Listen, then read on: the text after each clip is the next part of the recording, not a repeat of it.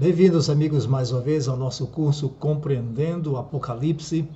Hoje nós vamos dar continuidade ao nosso estudo do capítulo 5 de Apocalipse e o tema é a entronização de Jesus.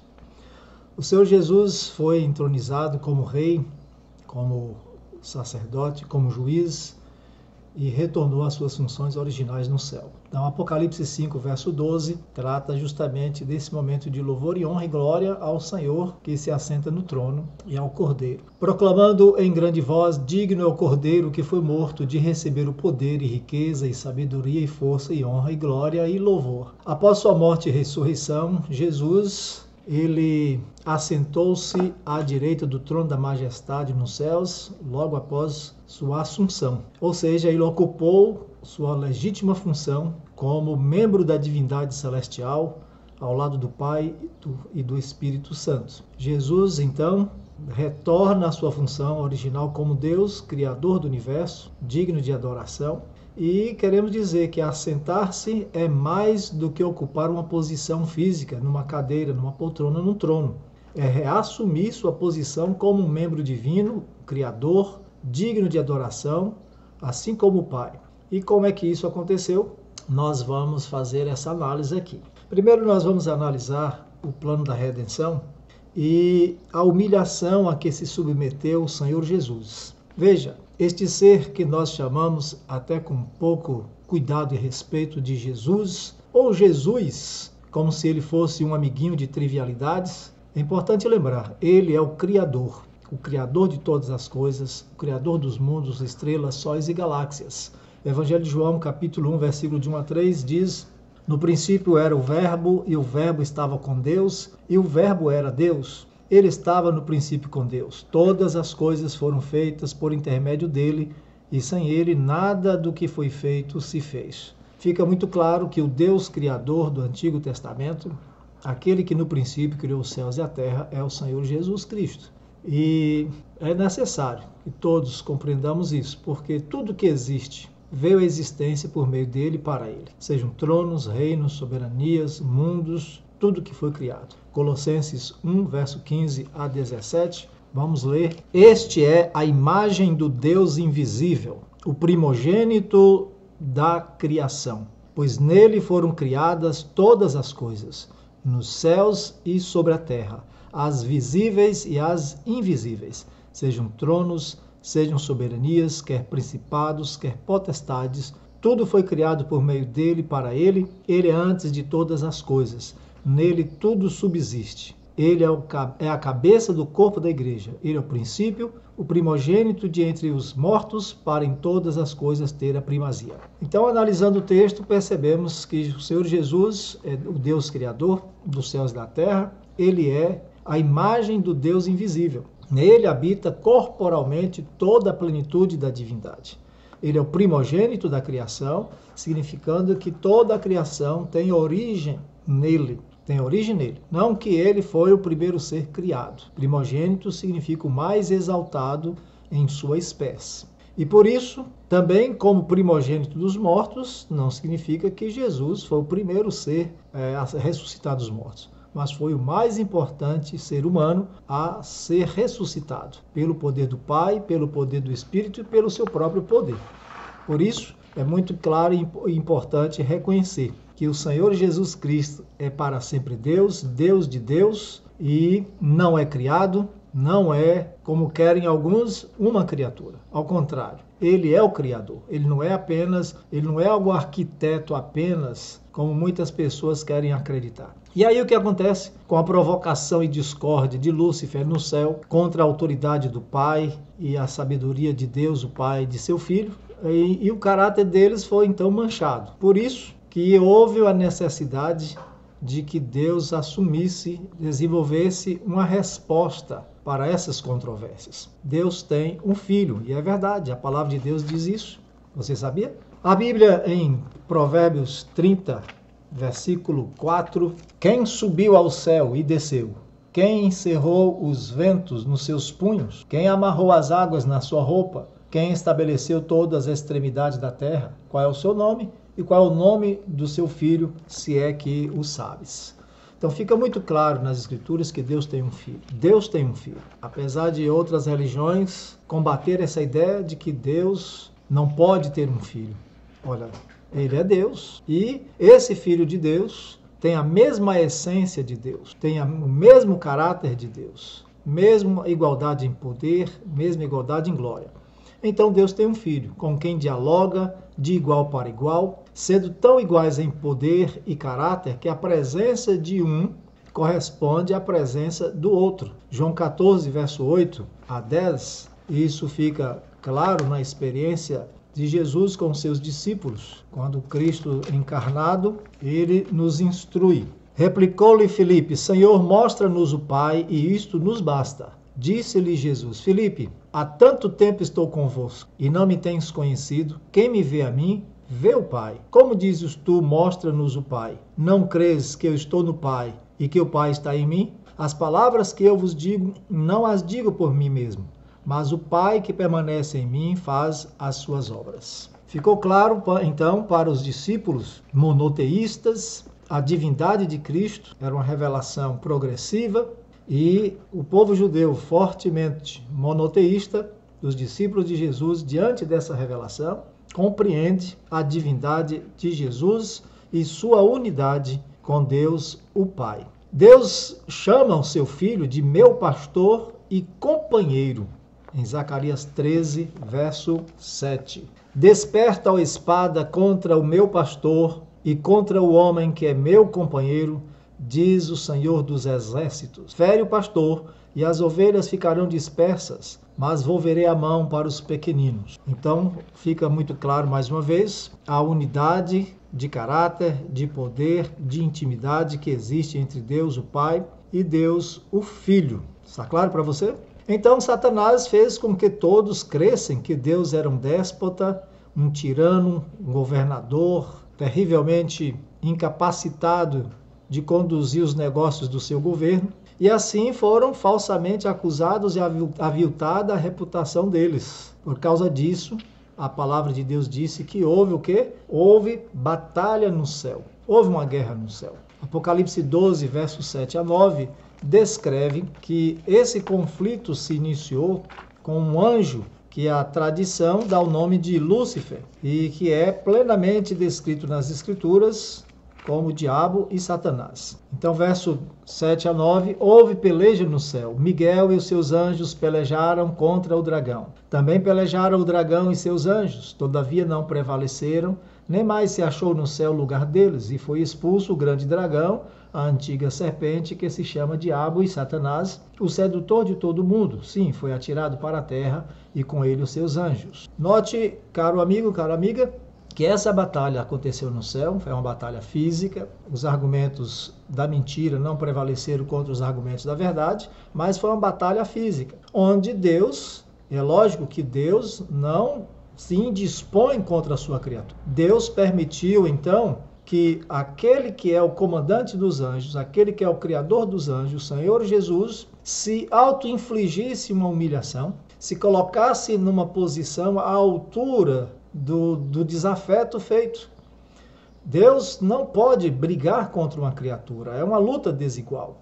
Então, para que não houvesse dúvidas a respeito desse conflito, na medida de poderes ali antagônicos, o Senhor Jesus, que é o Criador dos anjos, que é Deus Todo-Poderoso, ele então se torna um arcanjo, não uma criatura, mas o Criador e chefe absoluto das hostes celestiais. E guiando então os anjos que permaneceram leais a Deus, entra em luta contra Satanás, contra Lúcifer, que aqui é descrita sua selvageria e violência como sendo dragão, diabo, aquele que aparta, aquele que separa, aquele que causa ruptura. Então esse adversário entrou em conflito no céu. Então Jesus, para poder readmitir, ou para poder salvar aqueles que entre os anjos quisessem ser salvos, ele se humilha e se faz anjo. E se faz anjo, arcanjo na verdade, né? Arcanjo. Então esse ser divino, ele não tratou o desafeto com seu poder divino. Antes se humilhou, fazendo-se arcanjo. Miguel, que é um desafio, esse nome significa quem é como Deus, e então lutou contra Satanás. E mais do que isso, Jesus, em sua humilhação, em que ele se auto-humilha, né, para poder salvar aquele que precisa de salvação, ele vem para falar no nível de suas criaturas. E então o que aconteceu? Ele se humilhou mais ainda ao descer a este mundo, onde, para resgatar o ser humano, ele veio em forma humana. Observe que no céu, para resgatar os anjos, ele se tornou como se fosse um ser angelical, um arcanjo Miguel.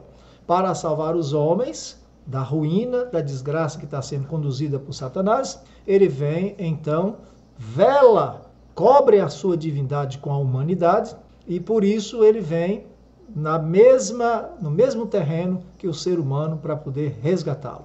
Está isso na Bíblia? Exatamente. Hebreus capítulo 2, verso 9. Hebreus 2, verso 9 diz: Vemos, todavia, aquele que por um pouco, tendo sido feito menor que os anjos, Jesus, por causa do sofrimento da morte, foi coroado de glória e de honra, para que pela graça de Deus provasse a morte por todo o homem. Então, como ser divino, ele não poderia morrer. Mas como homem, Jesus morreu. Mas acima de tudo, ele veio como humano para poder alcançar os humanos no mesmo terreno, com a mesma linguagem, com a mesma roupa, com a mesma maneira de agir, para poder, dessa maneira, conquistar aqueles que desejam compreender a verdade da salvação. Hebreus 2, verso 17 diz: Por isso mesmo convinha que em todas as coisas se tornasse semelhante aos irmãos, para ser misericordioso e fiel sumo sacerdote nas coisas referentes a Deus e para fazer propiciação pelos pecados do povo. Então, ele em todas as coisas se tornou semelhantes. Então, repetindo, no céu ele venceu e reconquistou a simpatia dos anjos, da maioria dos anjos, porém um terço deles se perdeu. Na terra ele veio à semelhança dos homens para libertar-lhes da mentira e salvá-los da destruição eterna para onde estão sendo conduzidos. Então, quando diz semelhante, é porque o Senhor Jesus Cristo só é descrito na Bíblia como sendo igual a Deus, mas aos seres humanos ele é semelhante, porque Jesus Cristo tinha uma diferença entre os homens, porque ele não nasceu de uma relação normal entre seres humanos. Ele é o divino Filho de Deus. Por isso, quando se compara a Jesus, ele é semelhante. Mas semelhante para nós significa que ele é totalmente, completamente humano, 100% divino e 100% homem. Observe, um símio, um macaco, ele tem 99,9% de seu DNA, dizem que é humano, mas ele não é humano. Agora, Jesus é 100% humano, ok? 100% humano. Então, Jesus, ao vir a essa terra, ele assumiu a nossa carne, assumiu a nossa natureza. Ele veio como homem. Preste atenção aqui. Veio como homem sem nenhum tipo de privilégio humano ou divino. Romanos 8,32 diz que Deus não poupou o seu próprio filho. O enviou para essa terra, não nasceu em um lugar com mais conforto do que a maioria dos humanos, não recebeu simpatia diferente por ser filho de Deus, mesmo sendo anunciado por anjos, ele foi completamente humano em todas as coisas, porém com um diferencial. Apesar de ter herdado a nossa carne, herdado a natureza de todos os filhos de Adão que nasceram depois do pecado, Jesus não veio com a natureza de anjo, não veio com a natureza de Adão antes da queda, ele veio com a moral firme e determinada de Adão, antes da queda, ou seja, de fazer a vontade de Deus, de cumprir sua lei, de não se desviar. Como Adão teve também esse mesmo propósito, mas Adão falhou. Os anjos falharam no céu e Adão falhou no jardim do Éden. Porém, Jesus nasceu numa época em que o pecado já estava alcançando o maior grau, assim as pessoas não tinham resistência contra o pecado, por isso ele veio dessa mesma maneira e prova que é possível vencer. Então, o Senhor Jesus Cristo veio como veio qualquer ser humano normal, não recebeu nenhum tipo de simpatia diferente, porque, olha, ele é Deus, é isso tudo. Ele viveu na carne, o que todo ser humano vive, padeceu fome, sede, jamais pendeu para o lado errado, nem por um pensamento. Hebreus 4,15, o texto sagrado diz o seguinte: ó, porque não temos sumo sacerdote que não possa compadecer-se das nossas fraquezas, antes foi ele tentado em todas as coisas à nossa semelhança, mas sem pecado. Então Jesus foi tentado. Ele era humano, por isso pôde ser tentado. Só que as tentações de Jesus eram de uma forma um pouco diferenciadas, porque Satanás o tentou como tenta qualquer ser humano e percebeu que o pecado não lhe atraía. Então o tentou a fazer o bem, com seus próprios poderes, com sua própria inteligência, com sua própria capacidade. Ou seja, tentando apartá-lo do Pai e fazer com que ele se tornasse orgulhoso, egoísta, e também isso ele não conseguiu.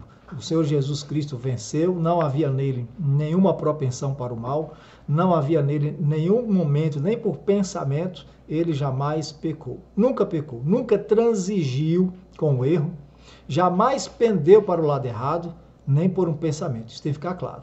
Não havia nele qualquer mancha de corrupção ou pecado, porque ele tinha uma missão, ele veio para resolver um problema, e não para ser parte do problema. E qual era o problema? Ele veio para dar condições, ou seja, para provar que anjos e homens não têm justificativas, não têm desculpas para pecar. Todos tinham e têm condições de serem santos e guardar a lei de Deus se de fato quisessem. E como foi que ele provou isso? Vindo como um ser humano, nasceu com a mesma natureza que tem os descendentes de Adão depois do pecado. Hebreus 2, verso 16 a 18, vamos ler o texto, que deve confirmar isso para você. Pois ele, evidentemente, não socorre anjos, mas socorre a descendência de Abraão. Por isso mesmo convinha que em todas as coisas se tornasse semelhante aos irmãos, para ser misericordioso e fiel sumo sacerdote nas coisas referentes a Deus, e para fazer propiciação pelos pecados do povo. Pois naquilo que ele mesmo sofreu, tendo sido tentado, é poderoso para socorrer os que são tentados. Então, você é tentado? Tentação não é pecado. Jesus foi tentado e ele não pecou. Portanto, nós precisamos aprender que a tentação pode ser resistida, a tentação pode ser dominada e por isso o pecado não terá domínio sobre ninguém que faz do seu Jesus o braço forte, que faz da oração, que faz da palavra de Deus, que faz então da comunhão com o céu seu estilo de vida. Ok? Então é isso. Jesus provou que com vigilância, oração, esforço por andar e permanecer andando com Deus, em comunhão com o céu, indo apenas aonde Deus mandar, vendo, ouvindo, fazendo, pensando apenas naquilo que edifica, o homem pode vencer como ele venceu. Ele diz em Apocalipse 3:21, aquele que vencer se assentará no meu trono como eu venci e me assento com meu Pai no seu trono. Confira o texto, Apocalipse 3:21. Mas alguém vai dizer, mas ele era Deus, portanto ele venceu por causa disso. Não, meu amigo. Havia nele algum tipo de vantagem que o ser humano não tem, que o ser humano normal não possui? Havia, isso é verdade. Ele era um ser santo, porque nasceu de uma virgem, porém uma virgem pecadora, carente da graça como qualquer mulher. E a Bíblia diz que Jesus nasceu sob a lei. Qual lei? A lei do pecado. Aquela lei, aquela cultura que governa os instintos humanos e nos mantém presos como escravos do egoísmo e do pecado. Só que Jesus nunca se submeteu a isso. Ele resolveu permanecer firme ao propósito de buscar a presença do Senhor. Então o Senhor Jesus Cristo venceu Satanás no céu, ele foi expulso de lá. Só na terra que ele ainda precisa ser expulso. Aqui os seres humanos precisam entrar num amplo programa de se aproximar mais de Deus para quebrar essa simpatia com o pecado, com Satanás. Aqui o diabo ainda tem a maioria de simpatizantes e precisa também ser expulso daqui. E aí nós precisamos entender, como Jesus venceu, nós precisamos vencer. Não nos mesmos detalhes. Vencer como Jesus venceu? De que maneira? Fazendo o que ele fez, orando, buscando a presença de Deus, não permitindo que os pensamentos se demorem em cenas de impureza e de pecado, mas buscando andar em espírito diante do Senhor, porque como Jesus venceu, é diferente, mas o que a Bíblia está dizendo é que é imperativo vencer, como ele venceu. Se nós não vencermos, não alcançaremos a proposta que Deus deseja para nós. Mas temos que vencer como Jesus venceu. Como ele venceu, temos que vencer. Mas cada um do seu jeito. Eu, na nossa esfera humana, lutando como nós podemos contra as forças do mal, afastando-nos do pecado, vigiando e orando, nos conduzindo nos mesmos passos do Senhor. Porque na presença do Senhor não há como pecar. Só pecamos quando nós resolvemos voluntariamente nos distanciar de Deus. E fazendo isso, nós alimentamos a nossa natureza humana, tem tendência para o mal, e ela se fortalece. O contrário era o que Jesus fazia. Ele se afastava de tudo que era aparência do pecado, se aproximava do Pai em oração e fazia a obra de Deus e pensava constantemente em erguer a criatura humana ao nível do divino. Precisamos vencer. Isso tem que ficar claro para todos nós. Por isso, ao passar por toda sorte de provações, tentações, desafios, Jesus acabou morrendo. E por que foi que ele morreu? Por causa do pecado, o homem foi expulso do jardim do Éden. E se tornou refém de Satanás de tal forma, refém tanto do pecado e dos instintos mais baixos de uma natureza humana descontrolada, de tal maneira que quando o homem peca, ele acha que foi longe demais e que é impossível retornar porque Deus não o aceitará de volta. E assim ele se entrega cada dia mais à servidão do pecado. Então, como é que o homem e a natureza, de uma forma geral, e todos os seres viventes, poderiam retornar à pureza originalmente perdida lá do Jardim do Éden? Como é que ele poderia fazer isso? Não há nenhum justo, nenhum sequer. Então, a Bíblia deixa claro que não há condição entre os seres humanos de fazer isso. Todos nós nos extraviamos de alguma maneira, após o maligno. Então, de onde vem a solução? A palavra de Deus garante que a Adão e Eva foi-lhes feita uma promessa de que o homem, em íntimo relacionamento com Deus, pode vencer e pode retornar ao jardim do Éden, pode retornar ao paraíso de onde foi expulso. Gênesis 3, versículo 15, tem esta promessa. Vamos lê-la? Abra sua Bíblia. Porém, inimizade entre ti e a mulher, entre a tua descendência e o seu descendente. Este te ferirá a cabeça, e tu lhe ferirás o calcanhar. Este é um diálogo entre Deus, a mulher e a serpente, que ali era o diabo utilizando a serpente como um médium. E resultado disso, Deus disse para a serpente, para a mulher, vou colocar inimizade entre os descendentes da mulher e os descendentes da serpente. Haverá um descendente da mulher, ou descendente da mulher, que vai pisar a cabeça da serpente, vai destruir o poder de Satanás e vai trazer libertação. Vai livrar o homem dessa dívida maligna do pecado, de se submeter ao pecado, como um viciado. Então a dívida do homem, sua morte eterna, seria cobrada não naquele dia que o homem pecou, e nem amanhã, nem depois de amanhã, mas num tempo futuro, com a morte de alguém que seria representado pelos sacrifícios feitos de cordeiros ao longo do Antigo Testamento, que Deus estaria dizendo, o pecado gera morte, então você trazendo esse cordeiro, você está manifestando fé no instrumento, na pessoa que virá para resolver o problema do pecado, para pagar a dívida do homem. Então, Colossenses 2,14 diz que Jesus, ele assumiu nossa dívida e cravou na cruz do Calvário, pagando essa dívida em nosso lugar. E quem seria esse que iria fazer isso? A palavra de Deus diz que ele seria um exaltado anjo? Não. Seria uma espécie de super-homem? Também não. A dívida seria paga pelo próprio Deus. Não seria um anjo, porque a dívida era tão demasiadamente grande que a vida de um anjo, por mais perfeita e pura, não teria condições de pagar por essa dívida. Então, Deus mesmo, através do Messias, do Cristo, o Filho de Deus, aquele libertador que viria e seria registrado nos livros dos primogênitos com o nome de Jesus, filho de José, filho de Maria. Por isso, Adão e Eva não morreram naquele dia. Foram dados a eles e a nós uma chance, um tempo de graça, para a gente refletir, para a gente aprender sobre o que realmente Deus está fazendo para nos salvar, o que o diabo está fazendo para nos perder, especialmente sabendo que pouco tempo lhe resta e o que nós temos que fazer com a ajuda divina para sermos salvos, ok? Então, vindo este libertador, como cumprimento da promessa de que o descendente da mulher destruiria o poder da serpente? E aqui vale perguntar, qual é o poder da serpente? O poder da serpente é a mentira. A mentira de que o homem não pode parar de pecar, de que o homem é incapaz de guardar os mandamentos de Deus, de que o homem é escravo para sempre dos vícios e não há condição dele sair disso.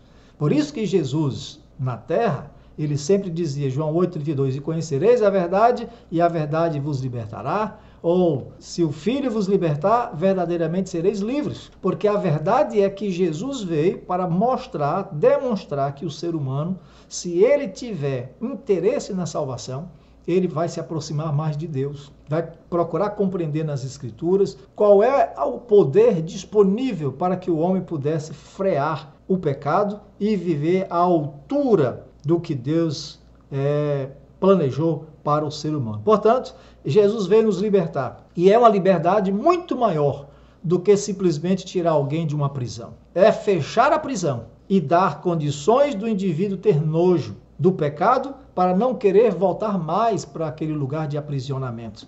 Jesus veio nos tirar da lama do pecado.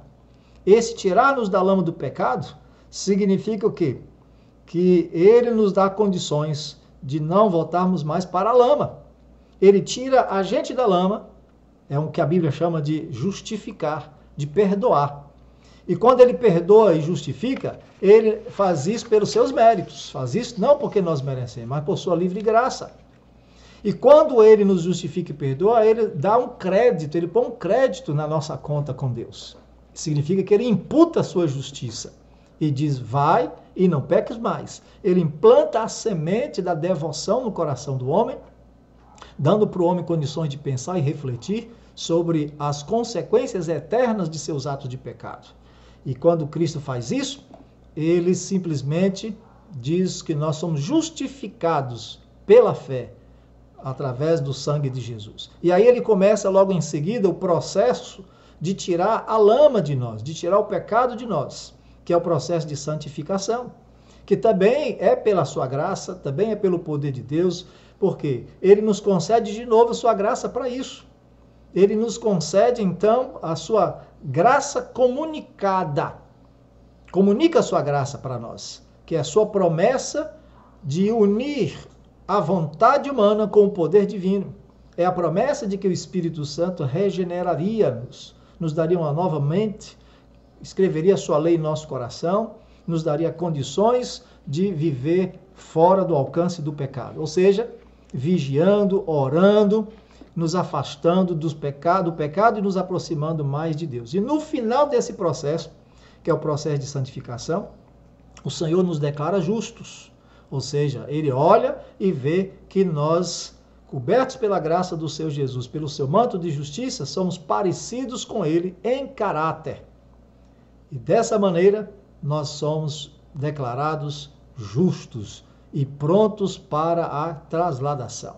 Ser justo diante de Deus é ser íntegro, é ser maduro, é ser completo, é ser uma pessoa assim de uma madureza espiritual, ok?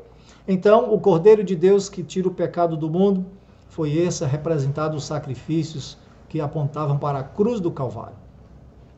E a que preço tudo isso? O preço foi altíssimo.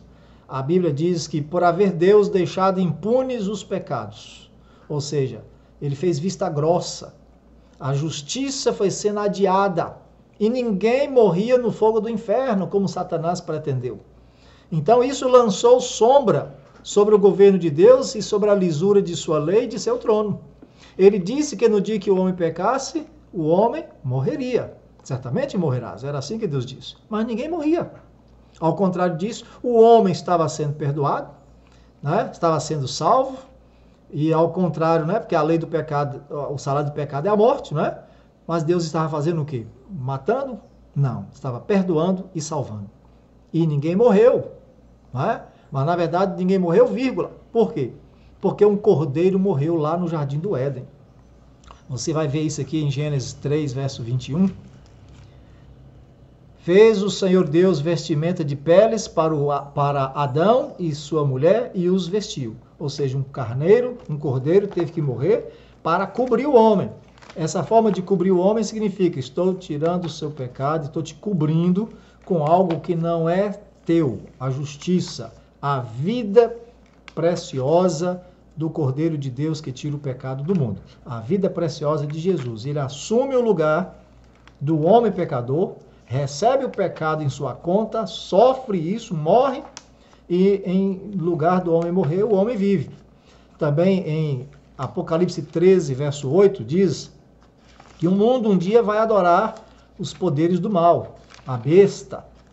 E quem é que vai adorar a besta? Todos aqueles cujos nomes não estão escritos no livro da vida do Cordeiro. Tá vendo? Que foi morto desde a fundação do mundo. Então, lá no Jardim do Éden, um cordeiro morreu, assumindo então a conta de toda a humanidade. Ali Deus revelou então seu plano de salvação. O cordeiro pagaria o preço de maneira dolorosa e vergonhosa numa cruz. Romanos 3, verso 25 e 26. A quem Deus propôs no seu sangue como propiciação mediante a fé para manifestar a sua justiça, por ter Deus, na sua tolerância, deixado impunes os pecados anteriormente cometidos, tendo em vista a manifestação da sua justiça no tempo presente, para ele mesmo ser justo e o justificador daquele que tem fé em Jesus. Então, o que aconteceu? Na cruz do Calvário, Deus cobrou todo o pecado que ele perdoou dos seres humanos, cobrou nas costas de Jesus. Toda vez que alguém pecava e trazia um cordeiro, estava dizendo, alguém vai morrer no meu lugar. Não morro hoje, mas alguém vai pagar essa dívida. E ali, de uma maneira cruel, você vai olhar, então, dá uma olhadinha no Monte Calvário, que a história você conhece. O Senhor Jesus, o Cordeiro de Deus que tira o pecado do mundo, é aquele que está no centro, no meio, pendurado entre ladrões, de uma forma muito cruel. O Criador de tudo tirou o homem da condenação e assumiu o lugar, assumiu a dívida e a morte eterna do homem. E assim o sacrifício de Cristo, sacrifício perfeito, completo, único e suficiente, para o qual aqueles sacrifícios de touros e de bodes que não tinham eficácia nenhuma para perdoar, apontavam apenas para Jesus. Agora sim, o sacrifício de Cristo na cruz foi completo, foi pago totalmente a dívida do homem, e é por isso que em Apocalipse 5 o Senhor Jesus está sendo exaltado. Por quê? Porque primeiro ele passou por uma humilhação, se auto-infligiu essa humilhação para buscar salvar todos aqueles que desejavam ser salvos. Lemos isso em Filipenses 2, do verso 5 a 10. Tendo em vós o mesmo sentimento que houve também em Cristo Jesus, pois ele, subsistindo em forma de Deus, não julgou como usurpação o ser igual a Deus. O texto diz que Cristo existia eternamente um com o Pai, sempre como ser divino, como Deus. Mas aí o que acontece? Antes a si mesmo se esvaziou, deixou todo o seu poder, suas prerrogativas divinas, não usou nada para facilitar a sua obra aqui nessa terra. E aí o que ele fez nessa humilhação? Assumiu a forma de servo, tornando-se em semelhança de homens, aprendeu a obedecer. Aquele que era obedecido nos céus, aquele que com a palavra todos tinham prazer e reverência de lhe atender os pedidos, agora teve que vir aqui e aprender a obedecer, aprender a se conter, porque com a palavra ele poderia simplesmente destruir qualquer coisa, qualquer um, mas ele assumiu essa forma e, reconhecido em figura humana, a si mesmo se humilhou, tornando-se obediente até a morte, morte de cruz. Pelo que também Deus o exaltou sobremaneira e lhe deu o nome que está acima de todo nome. Então percebe? Jesus vai descendo a escada da humilhação. Deus, depois se humilha, se faz homem, se faz servo, e nessa forma humana de servo, servindo a todos, curando, abençoando, ele vai para a cruz do Calvário pagar a dívida do ser humano. E morre na cruz. E ao ressuscitar, Deus o exalta, dando-lhe o nome, devolvendo a ele a sua posição de direito ao lado da divindade no céu. Pelo que também Deus o exaltou sobremaneira e lhe deu o nome que está acima de todo nome, para que ao nome de Jesus se dobre todo o joelho, nos céus, na terra e debaixo da terra, e toda língua confesse que Jesus Cristo é o Senhor, para a glória de Deus Pai. Amém? Fica claro, então, todo esse procedimento. E é por isso que Jesus, aqui no Apocalipse, capítulo 5, verso 9 e 10, ele está sendo aclamado. Vamos ao texto. E entoava um novo cântico, dizendo: digno és de tomar o livro e de lhe abrir os selos, porque foste morto e com teu sangue compraste para Deus os que procedem de toda tribo, língua, povo e nação. E para o nosso Deus os constituíste reino e sacerdotes, que reinarão sobre a terra. Aqui está, o Senhor Jesus Cristo sendo exaltado à destra da majestade do céu, onde anjos, serafins e querubins lhe são assim submetidos, e o próprio Deus diz em Hebreus 1,6, e todos os anjos de Deus o adorem, porque ele retorna à sua posição original, não é? Por que ele fez isso? Porque ele é o nosso parente remidor, nosso parente resgatador. Por ser em tudo semelhante a nós, pelo seu sangue nos comprou de volta. Ele é o Cordeiro de Deus que nos dá o quê? A graça de sermos salvos, de sermos justificados, de sermos considerados como aqueles que o Pai nos aceita através do amado, através do seu Filho Jesus. Ele é o leão, o rei e líder de uma nova raça que Deus propõe salvar nessa terra, desde o início. Um povo que tenha o caráter de seu filho. Um povo que tenha no seu coração o desejo de obedecer e se esforce para obedecer através do poder concedido pela graça do Senhor, pelo derramamento do Espírito Santo. Um povo que guarda a lei mediante a fé nele e a fé dele. Isso deve ficar claro. Porque primeiro ele foi o quê? Cordeiro de Deus, derramando seu sangue por nós, nos comprou para isso. A morte de Cristo, então, valida todas as ações criativas, todas as ações salvíficas e redentivas de Deus no universo.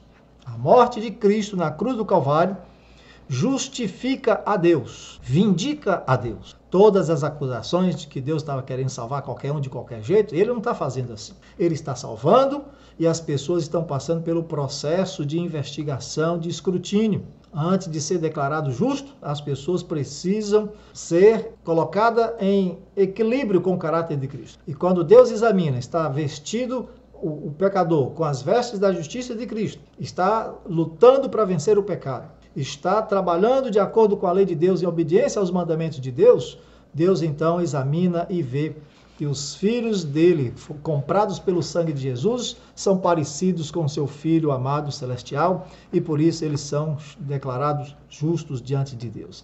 Assim, meu amigo, a dívida que foi cobrada na cruz mostra que Deus é para sempre justo e justificador de todo aquele que tem fé em Jesus. Portanto, Jesus comprou-nos o direito de Deus nos perdoar, comprou-nos o direito de conceder o Espírito Santo para nos dar poder para viver o Evangelho e para que, ao sermos julgados pelo próprio Senhor Jesus, possamos ter direito a voltar à árvore da vida, a voltar para o jardim do Éden. Amém? Deus para sempre é justo e para sempre é justificador. Foi vindicado por seu Filho na cruz do Calvário. E a cruz de Cristo é o centro da história da redenção. Eu ouvi um amém? Aleluia. Depois de entendido isso, o que é que aconteceu? Todo o universo compreendeu essa questão, ali diante de anjos, querubins, serafins, representantes dos mundos que não caíram em pecado, onde Satanás acusou a Deus. Ali então, quando eles entenderam o plano de salvação ali, todos eles então se dobraram em louvor e harmonia e glórias a Jesus e ao Pai. Assim que subiu ao céu, Jesus foi direto à presença do Pai, diante da Arca da Aliança, diante do trono de Deus que está flutuante no Santíssimo, e ali naquela ocasião, então, para confirmar que seu sacrifício foi aceito, foi pleno, confirmado em favor da humanidade, Jesus recebe então esses louvores que estão aqui descritos em Apocalipse 5. Nós devemos nos lembrar que no Apocalipse 4 e 5 falam em dois eventos diferentes. No 4 fala do quê? De uma difamação. E no capítulo 5, da resposta de Deus a essa difamação. Ok? É essa a verdade. Então Deus, no seu trono, acompanhou isso de perto, desde o lugar santíssimo, onde Jesus entrou por nós quando subiu aos céus, além do véu, e ali foi então empossado como sumo sacerdote. Ele unge todo aquele ambiente para uso futuro, porque somente depois de 2.300 tardes e manhãs, ou seja, depois do ano de 1844, é que Jesus voltaria para o lugar santíssimo, entraria nele para poder atuar, fazendo a última parte da sua obra intercessória por nós, que é a purificação do santuário. Então ele atuou sempre, mesmo como um sumo sacerdote, no lugar santo. E o trono de Deus, que é móvel, veio acompanhando Jesus. Por isso que a Bíblia diz que o Senhor Jesus está sempre à direita do Pai, assentado, né? À direita do Pai, intercedendo por nós diante do trono da graça, onde nós devemos buscar socorro em ocasião oportuna. Meus queridos irmãos e minhas irmãs, quando essa cerimônia se concluiu, foi derramado então o Espírito Santo sobre a igreja em Pentecostes, que saiu com o poder para imitar o caráter de Cristo, com moral para pregar o Evangelho e para mostrar que eles estavam em sintonia com o céu, guardando a lei de Deus, e por isso tinham poder de perdoar pecados, não de perdoar pecados, aliás, tinham poder de expulsar demônios, tinham poder de curar, tinham poder de fazer as maravilhas que Jesus disse que ia fazer. Por quê? Porque eles e Jesus eram a mesma coisa. Tanto era isso que o mundo, ao olhar para os cristãos, tiveram que chamá-los de cristãos, porque eles eram tão parecidos com Jesus em caráter e na moral, tão parecidos, falavam tanto de Jesus, que só tinha uma forma de chamá-los de cristãos, ok? Então o caráter deles eram perfeitos, guardavam a lei de Deus pela fé, até que Jesus venha conclamar o mundo em sua graça redentora. A igreja de Deus precisa disso. A igreja tem agora um papel a desempenhar e o poder para realizar. É permitir que seja semelhante a Jesus no caráter, guardando sua lei pela fé de Cristo, e até que ele venha, chamando o povo para entrar na aliança de Deus. Porque o mundo já aceitou a Jesus, precisa aceitar a lei de Deus que eles estão pisando aí. Ok. Ellen White, do seu livro O Desejado de Todas as Nações, no capítulo 87, com o título Para Meu Pai e Vosso Pai, ela nos faz uma revelação importante. E por que eu falo de Ellen White aqui e vou continuar falando? Porque Ellen White, ela é a pessoa que recebeu o dom de revelação na igreja remanescente, na igreja que guarda os mandamentos de Deus e tem o testemunho de Jesus. O espírito de profecia foi como os discípulos de Jesus, profetas e apóstolos, receberam o dom de Deus para receber revelação, entender e escrever. Então a Bíblia foi escrita graças ao espírito de profecia, ao dom do Espírito Santo. Ellen White teve esse dom e ela escreveu livros, que não são livros canônicos, não são livros que fazem parte do cânon da Bíblia. A Bíblia é a nossa única regra de fé e prática, fica claro. Porém, são autorizada fonte de inspiração que nos leva à compreensão da palavra. Você pode ler todos os comentários bíblicos aí que você encontrar, de Adam Clarke, Matthew Henry, Wesley, de qualquer um, Bíblia Shedd, Bíblia Thompson, vai perceber que todos esses homens tiveram assim, uma iluminação muito grande na compreensão do capítulo 4 e 5 de Apocalipse. Mas ninguém recebeu revelação, como Ellen White, que viu o que aconteceu aqui dentro. Então eu passo a ler para você o que aconteceu aqui, nesse momento da entronização de Jesus, que está escrita no seu livro, O Desejado de Todas as Nações. Vou ler a parte aqui que diz o seguinte: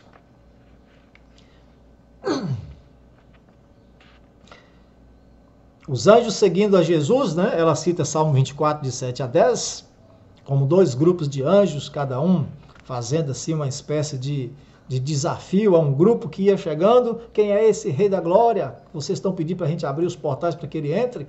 E o grupo lá então diz que Jesus é o Rei da Glória. Então se abrem de par em par as portas da cidade de Deus, e a angélica multidão entra por elas, enquanto a música prorrompe em arrebatadora melodia. Ali está o trono, e ao seu redor o arco-íris da promessa. Ali estão querubins e serafins, os comandantes das hostes celestiais, os filhos de Deus, os representantes dos mundos não caídos acham-se congregados. O conselho celestial, perante o qual Lúcifer acusara a Deus e a seu filho, os representantes daqueles reinos imaculados, sobre os quais Satanás pensara estabelecer seu domínio, todos ali estão para dar as boas-vindas ao Redentor. Estão ansiosos por celebrar-lhe o triunfo e glorificar seu rei. Mas ele os detém com um gesto. Ainda não. Não pode receber a coroa de glória e as vestes reais. Entra à presença do Pai, mostra a fronte ferida, o atingido flanco, os dilacerados pés, ergue as mãos que apresentam os vestígios dos cravos, aponta para os sinais de seu triunfo, apresenta a Deus o molho movido, aqueles ressuscitados com ele como representantes da grande multidão que há de sair do sepulcro por ocasião de sua segunda vinda. Aproxima-se do Pai, em quem há alegria a cada pecador que se arrepende, que sobre ele se regozija com júbilo. Antes que os fundamentos da terra fossem lançados, o Pai e o Filho se haviam unido num concerto para redimir o homem, se ele fosse vencido por Satanás. Haviam-se dado as mãos num solene compromisso de que Cristo se tornaria o fiador da raça humana. Esse compromisso cumprira Cristo, quando sobre a cruz soltara o brado, está consumado. João 19:30. Dirigira-se ao Pai. O pacto fora plenamente satisfeito. Agora ele declara: Pai, está consumado. Fiz, ó meu Deus, a tua vontade. Concluí a obra da redenção.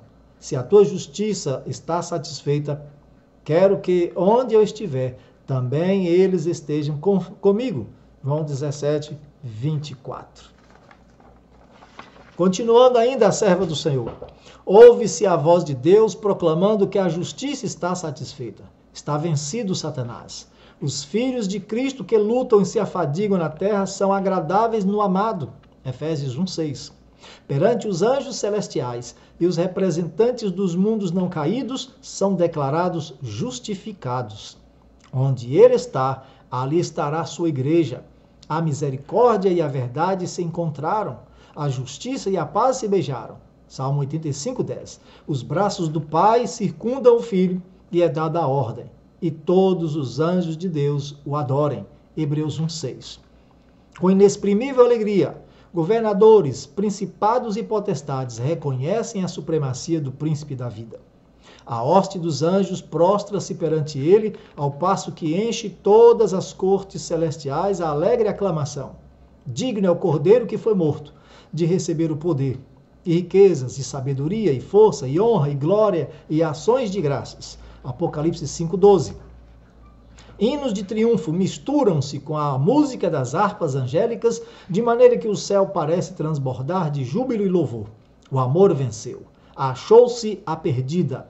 O céu ressoa com altissonantes vozes que proclamam: ao que está sentado sobre o trono e ao Cordeiro, sejam dadas ações de graças e honra e glória e poder para todos sempre. Apocalipse 5:13. Daquela cena de alegria celestial, chega até nós na terra o eco das maravilhosas palavras do próprio Cristo. Eu subo para meu Pai e vosso Pai, meu Deus e vosso Deus. João 20:17. A família no céu e a família na terra são uma só. Para nosso bem subiu nosso Senhor, para nosso bem ele vive. Portanto, pode também salvar perfeitamente os que por ele se chegam a Deus, vivendo sempre para interceder por eles. Hebreus 7:25. Aqui, meus amados, nesse capítulo 87 do livro Desejar de Todas as Nações, está então a revelação de como foi esse momento revelado em Apocalipse 5. Faz bem você em ler, compreendendo melhor. O pastor Wilson Paroski, na revista Adventista, ele fez um artigo extraordinário que trata desse plano de salvação, trata desse momento em que Jesus foi assunto ao céu e como essa cerimônia de entronização de Jesus permitiu que Deus fosse então o justificador, fosse vindicado e que através disso o Espírito Santo foi derramado sobre a igreja, dando nela poder moral e capacidade de pregar o evangelho e viver o evangelho, de guardar os mandamentos de Deus. Porque se a igreja adventista não tem moral para viver o evangelho, para guardar a lei de Deus, que moral ela tem de ensinar para as pessoas de que deve guardar a lei de Deus? Então não há desculpas. Todos nós podemos e devemos guardar a lei de Deus, vencer o pecado, conforme Jesus nos garante pelo poder do Espírito Santo. Você crê nisso?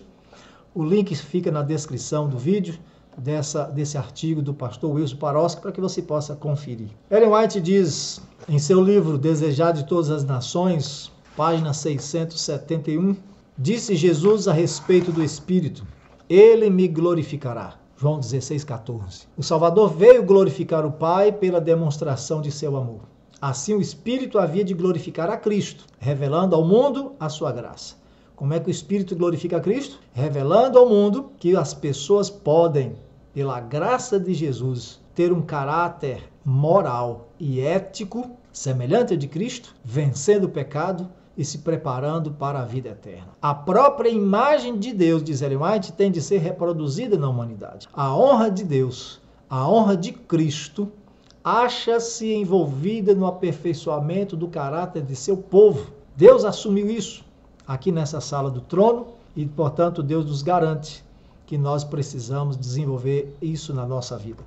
E aí, meu amigo, o que você fará compreendendo essa revelação? Eu espero que você tome sua decisão, sabe? Que de uma vez por todas, tome logo sua decisão. O tempo está findando. Você já aceitou o Cordeiro de Deus? Você que é batista, metodista, cristão de qualquer igreja, adventista do sétimo dia, falta aceitar agora o leão da tribo de Judá. Ou seja, pelo sacrifício do Cordeiro, ele te perdoa, te limpa, te purifica.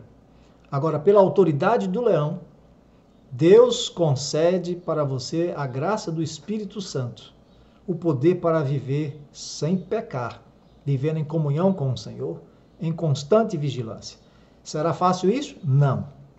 A própria Ellen White diz em Parábola de Jesus, página 331, Cristo não nos deu garantia alguma de que é fácil alcançar perfeição de caráter. Não se herda caráter perfeito e nobre. Não o recebemos por acaso. O caráter nobre é ganho por esforço individual, mediante os méritos e a graça de Cristo. Deus dá os talentos e as faculdades mentais. Nós formamos o caráter. É formado por combates árduos e cruéis com o próprio eu. As tendências herdadas devem ser banidas por um conflito após outro. Devemos esquadrinhar-nos detidamente e não permitir que permaneça traço algum incorreto. É fácil? Não, mas ele garante vitória. Você crê nisso?